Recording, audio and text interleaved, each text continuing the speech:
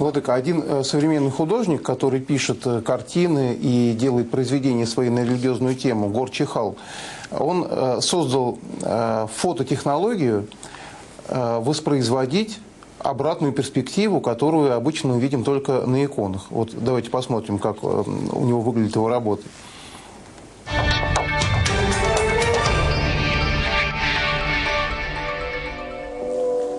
Это больше похоже на технологическое открытие.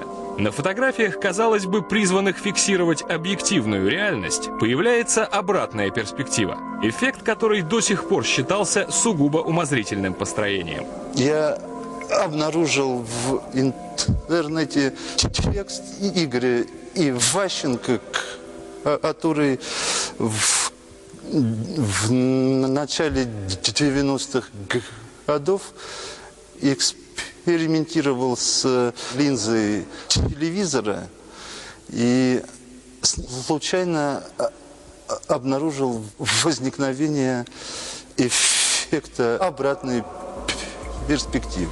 Художник Гор Чахал исходил из того, что обратная перспектива реальна. Хотя бы потому, что если продлить линии прямой перспективы до того момента, пока они не сойдутся в одной точке, то за горизонтом они снова разойдутся. Но только вот что там за горизонтом? Духовный мир также реален, как и наш мир. Метафора этой выставки, в общем, в этом заключается, я бы так сказал. Работы, выставленные в Центральном доме художника с уточняющимися хлебами и увеличивающимися по мере удаления от зрителя рыбами, неожиданно вызвали жаркую дискуссию в сообществе искусствоведов. Может ли натюрморт носить сакральный характер? Может быть, это не совсем такой вот окончательный вариант сакрального искусства, о котором нам, может быть, мечталось бы вообще, да?